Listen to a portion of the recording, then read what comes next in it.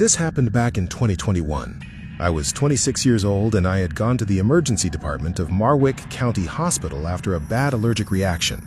My throat was swelling, my skin had broken out in hives, and my friend practically dragged me through the ER doors because I kept insisting I was fine. The ER was packed that night. It was a Saturday in July and every plastic chair in the waiting room was full. There were people with bloody bandages, crying children, an old woman talking loudly to herself in the corner. I checked in at the front desk, gave my details, and was told to wait. I waited for about 40 minutes before a nurse came and took me to a triage bay, one of those curtained-off cubicles along a corridor. She checked my throat, noted my stats, gave me an antihistamine injection, and told me a doctor would be with me shortly. The injection helped. Within 15 minutes, the swelling had reduced enough that I could breathe comfortably, and I started to calm down. Then, the curtain opened, and the doctor walked in. He was tall, slim, maybe in his late 40s or early 50s. He was wearing a white coat with a stethoscope around his neck and an ID badge clipped to his breast pocket. I remember glancing at the badge, but not really reading it. He had a calm, authoritative manner, exactly how you'd want your doctor to be. He examined me thoroughly. He checked my throat with a light, listened to my breathing, asked about my allergy history, what I'd eaten that day, any previous reactions. He explained in clear, unhurried language what had triggered the reaction, what the antihistamine was doing, and what symptoms I should watch for in the next few hours. He said they'd want to keep me for observation for another hour, and if everything remained stable, I could go home with a prescription for an epinephrine auto-injector. "Do you have any questions?"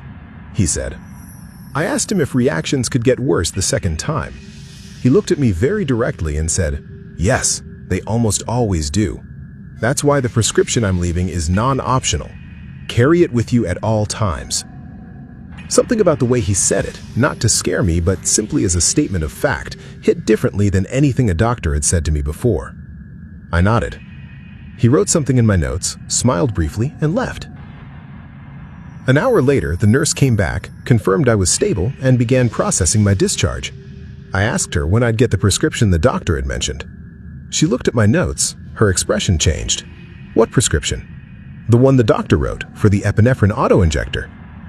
She looked through every page of my file. "There's nothing here about a prescription," she said, carefully. "And the attending doctor on this bay hasn't been in to see you yet. You're next on his list." I stared at her. "The doctor was here," I said. "He examined me. He used a light. He checked my throat. He had a white coat and glasses. He was tall." As I was discussing with the nurse, the attending doctor arrived. He was short, heavyset, nothing like the man who had spoken to me before.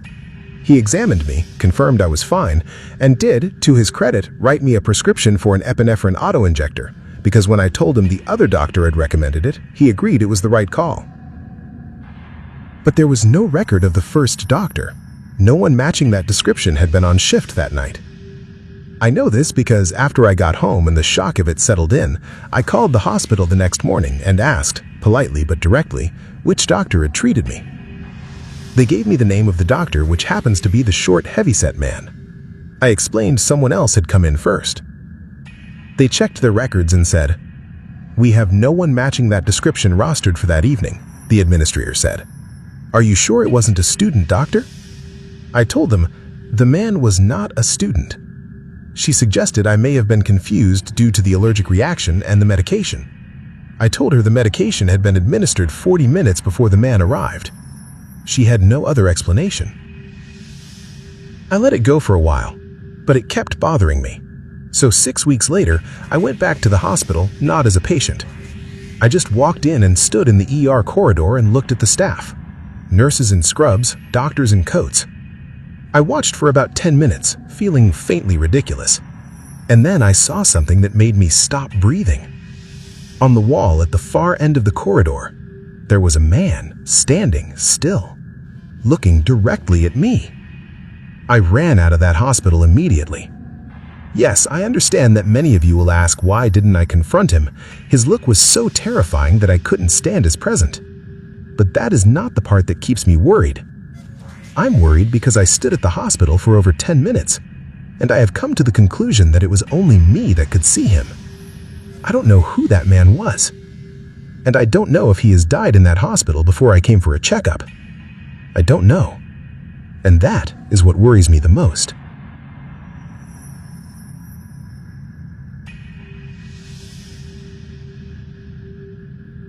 My son was 9 years old when he died for 11 minutes. That is not a figure of speech. His heart stopped. He was clinically dead for 11 minutes following a drowning accident at his school's swimming gala in April 2018. They brought him back. He spent 4 days in the pediatric ICU at Northfield Children's Hospital. I am his mother. My name doesn't matter. What matters is that I was there for every hour of those 4 days, and what I witnessed in that hospital has shaped every day of my life. The first 2 days, Danny, that's my son, was unconscious, sedated, tubes in his throat. I sat beside his bed, held his hand, and prayed with the desperation of someone who knows their prayer might not be answered. On the 3rd day, they began reducing his sedation. He started surfacing. His eyes opened a few times, unfocused, confused, and then closed again. The nurses called it normal. They said it could take time. On the 4th day, he was awake. He didn't speak much at first. He looked around the room very slowly and very carefully, the way you scan a room when you're trying to identify where you are. When his eyes found mine, he relaxed. He reached for my hand. "I didn't like the basement," he said. I thought he was confused, disoriented, a side effect of the sedation. "There's no basement here, sweetheart," I told him. "You're safe." He shook his head slowly. I was there. It was cold, and the people there were sleeping. I glanced at the nurse who was adjusting his drip. Danny continued, but some of them were angry. They didn't want me there. One man kept saying I didn't belong here. He said I had to go back, that I was too young and needed to go back. I looked at the nurse. She was not looking at me. Later, when Danny had fallen into a natural sleep, she pulled me aside into the corridor. "I want you to know," she said quietly, "that what your son is describing isn't unusual. Children, especially, when they come back from a cardiac arrest, they sometimes describe specific things about this building." "What do you mean, specific?" I said. She looked down the corridor, then back at me. "The basement is where the mortuary is." The air left me immediately I heard that. "Danny has never been in the basement," I said. "He's been in the ICU." "I know," the nurse said. She was professional and kind, but there was a line she would not cross in that corridor. I understood that. What I did, and I'm not sure even now if this was brave or simply something I needed to do for my own sanity, was ask the following day to speak to the hospital chaplain, not for spiritual comfort, for information. The chaplain was an older woman. I told her what Danny had said. I told her about the people sleeping, the cold, the angry man who told him he was too young and needed to go back. She folded her hands in her lap and nodded slowly. "Has Danny described the man?" she asked.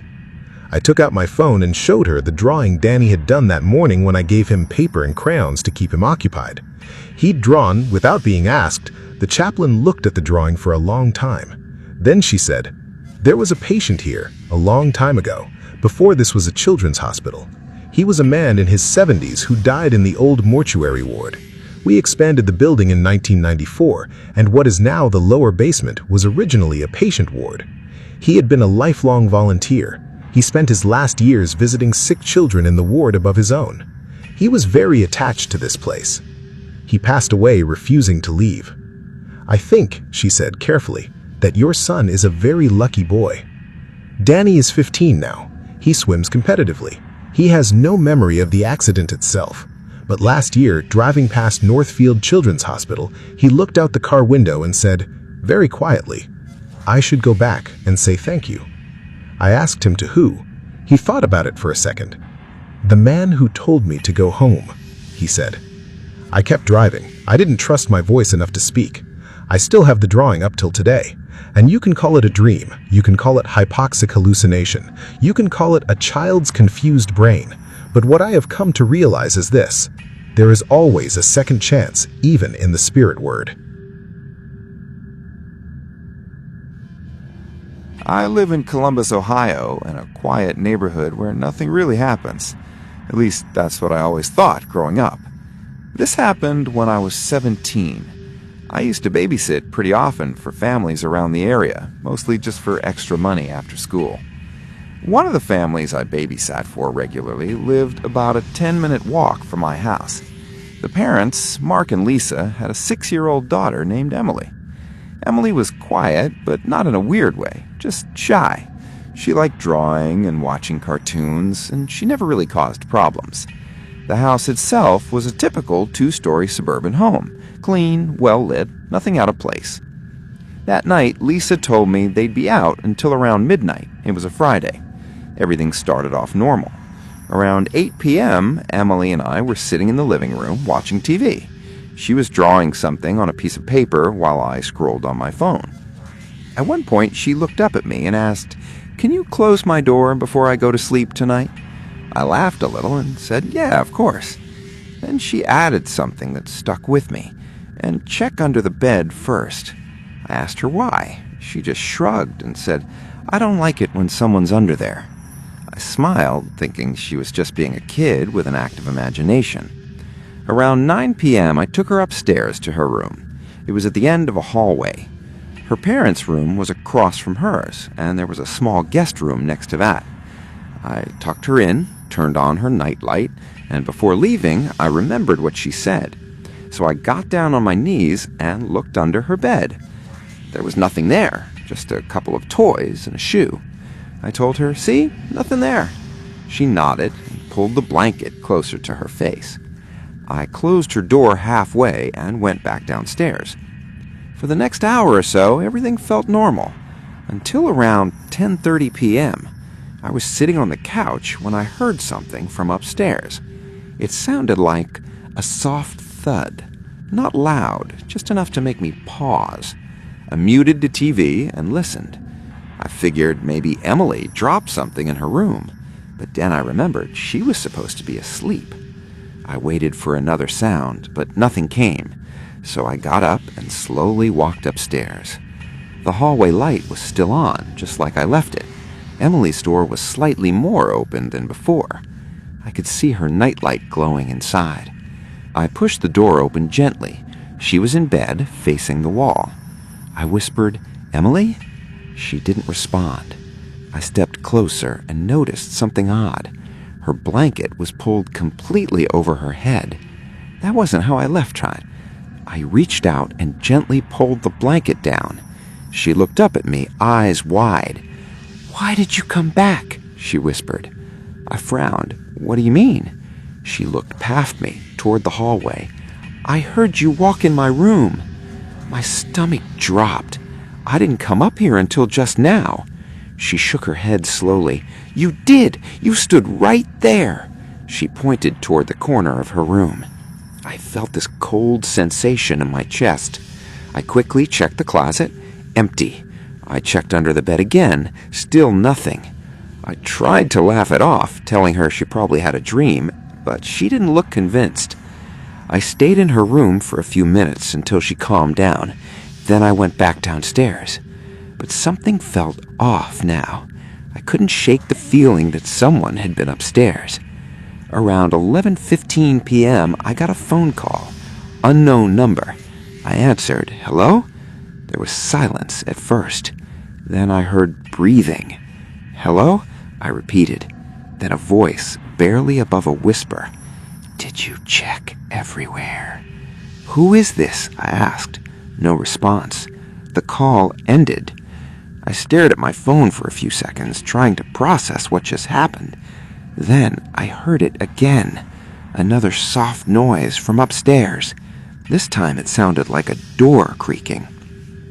I didn't want to go back up there, but Emily was up there, so I forced myself. I grabbed a kitchen knife just in case and slowly walked upstairs again.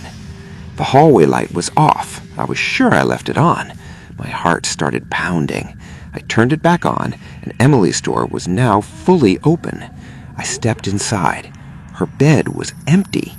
For a second, I couldn't breathe. Then I heard a faint sound coming from the closet, a small, muffled noise. "Emily?" I said, my voice shaking. The closet door was slightly open. I pushed it open. She was curled up inside, crying silently. I dropped the knife and knelt down.